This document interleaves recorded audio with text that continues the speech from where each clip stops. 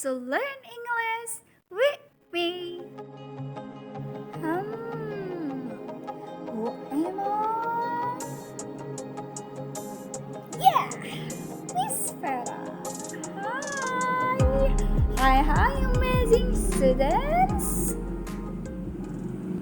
Today we are going to learn about recount text. What is recount text? Recount text is a text which retells events or experience in the past. So, recount text itu adalah sebuah teks di mana menceritakan sebuah kejadian atau sebuah pengalaman di masa lampau. Nah, jadi if you want to tell about an event or experience, teks tersebut bisa disebut dengan recount text. Recount text has some function. The function for the first to tell experiences in which the writer was personally involved. Artinya, untuk menceritakan pengalaman-pengalaman yang dialami secara langsung oleh sang penulis. And then, for the second, to inform the readers by telling the past events. Artinya, untuk menginformasikan kepada pembaca dengan menceritakan kejadian yang sudah terjadi atau kejadian di masa lalu atau di masa lampau.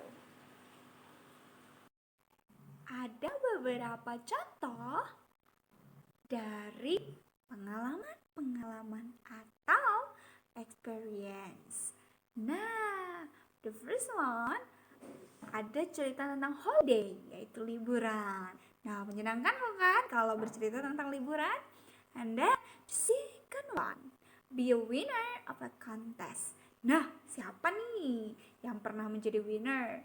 How is it feeling? Pasti menyenangkan sekali ya. And then, the third, the next example is get some birthday gifts. Nah, siapa nih yang paling senang kalau dikasih birthday gifts? Nah, those are examples of happiness experiences.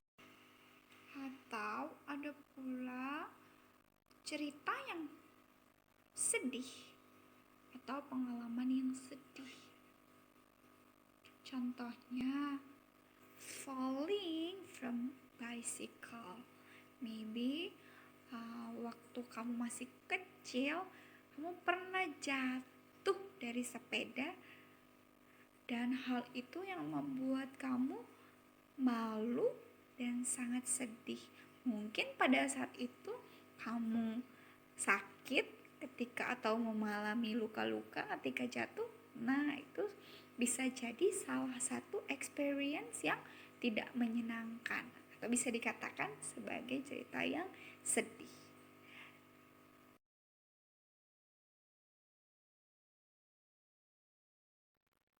Orientation is to tell who is involved in the story, when, where, and why the story happened. Jadi, orientation digunakan untuk menceritakan siapa saja sih yang mengalami cerita tersebut, kapan, di mana, dan mengapa terjadi kejadian tersebut. The second is events. Now, events to tell what happened in the story. Artinya, events itu digunakan untuk menceritakan apa sih kejadian-kejadian yang terjadi pada cerita tersebut. Nah, and then the third is reorientation. Now, for reorientation, it is optional. Ya, jadi boleh dipakai atau boleh digunakan atau boleh juga. Reorientation tells the conclusion of the story or the writer feeling or opinion. Jadi, tadi dikatakan bahwa reorientation ini adalah optional ya, teman-teman. Jangan lupa. Jadi boleh gunakan, boleh tidak ya. Nah, si reorientation ini menceritakan kesimpulan dari sebuah cerita atau sebuah perasaan yang dirasakan oleh sang penulis atau opini terhadap cerita tersebut atau cerita dirinya sendiri atau pengalamannya. Seperti itu. African text has some language features. The first one, introducing personal participant. For example, I, we, my family, my group, etc. Ya, jadi teman-teman, language features itu for introducing personal participant memperkenalkan partisipan secara personal. Jadi biasanya free context itu menceritakan tentang sebuah teks di mana saya yang mengalami atau keluarga saya atau teman-teman dan saya, jadi yang berhubungan langsung dengan sang penulis. Dan using simple past tense. Nah, di sini Miss Sarah menuliskan verb to, regular verbs, and irregular verbs. Nah, kalian nanti bisa cek ya, if irregular verbs dan regular verbs nanti akan Miss Sarah berikan di classroom. Nah, teman-teman, using simple past tense di sini, for example like I went to Yogyakarta last month, or we were happy. Nah, itu adalah contoh dari penggunaan simple past tense pada kalimat. Yang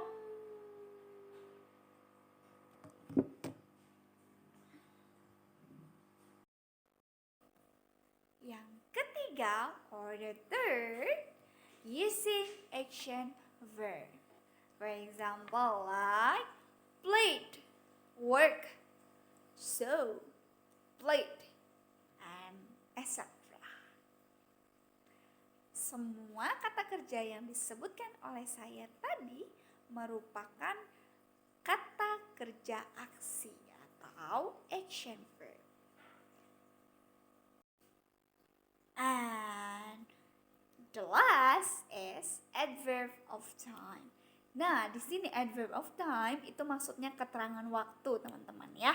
Jadi di sini I made some example like last week, 2 years ago, 5 months ago, 1 day, and etc. Okay, look at this story. I give one experience, of someone's experience, of course. Jadi Miss Farah ambil satu contoh sebuah pengalaman dari seseorang. Nah, and then the title is Embracing Day. Oh, let's see. And then let's analyze the structure text of this text. Let's see. For the first paragraph starts with one day I slept on midnight. I slept at 12 a.m. Nah, teman-teman bisa lihat nih. Kira-kira teks yang menceritakan tentang kapan terjadinya, siapa yang berada pada cerita tersebut, atau di mana, ya kalian bisa lihat. Jadi dari paragraf pertama ini sudah jelas ya bahwa paragraf pertama ini merupakan text orientation. Kenapa? Karena menceritakan tentang bagaimana kejadian itu terjadi. Ya, jadi dimulai dari kapan? Oke, we go to paragraph 2 ya. Paragraph 2 and 3. Nah, dari paragraf 2 dan 3 di sini menceritakan kejadian-kejadian yang terjadi. Oke, kalian bisa cek ya nanti setelah mendengarkan penjelasan dari Miss Vera. Yang pertama, kejadian tersebut dimulai pada kalimat pertama, the clock struck at 11:30 p.m. Nah, kejadian apa yang terjadi di situ? Kalian bisa lihat nanti ya. Kemudian the second, on the morning, my mom got the cooking to make breakfast for her children. Nah, dan bla bla bla. Third, di sini ada I went hurry to take a bath and wearing my uniform. And then bla bla bla. Nah, teman-teman, bersama-sama dari teks paragraf kedua dan ketiga menyimpulkan bahwa dari kedua paragraf tersebut menceritakan tentang kejadian-kejadian yang terjadi pada pengalaman atau pada experience tersebut. Nah, nanti kalian boleh cek lagi ya. Sekarang, now we go to the last paragraph. The last paragraph itu masuknya ke dalam reorientation. Why? We look at that. On the third paragraph, there are some sentences like this. I felt so weird. I didn't realize that there was someone in the parking lot at me. What an embarrassing day. I wore a wrong uniform. And then, but that day was Tuesday. Jadi dia salah kostum ya teman-teman ya, salah seragam sehingga dia menyatakan atau memberikan conclusion or telling his or her feeling that was embarrassing, memalukan gitu. Ya, jadi we can conclude that the last paragraph is reorientation. Teman-teman bisa lihat juga di dalam teks tersebut sudah ada kata-kata yang berwarna-warni. Nah, itu adalah teks dari language features. Teman-teman bisa cek lagi ya tadi apa-apa saja yang di dalam language features. Nah, yang ditandai oleh Miss Vera di atas menggunakan warna-warna itu merupakan kalimat atau teks atau kata yang berhubungan sama language features yang sudah dibahas tadi. Yeay! Itu adalah cerita dari Embracing Day. Nah, teman-teman, sekarang let's practice together. Okay, are you ready? Okay, guys. Jadi teman-teman boleh menuliskan, write down your experience, boleh yang menyenangkan mungkin atau funny, and then the others. Jika ada pertanyaan, any question, you can directly call me.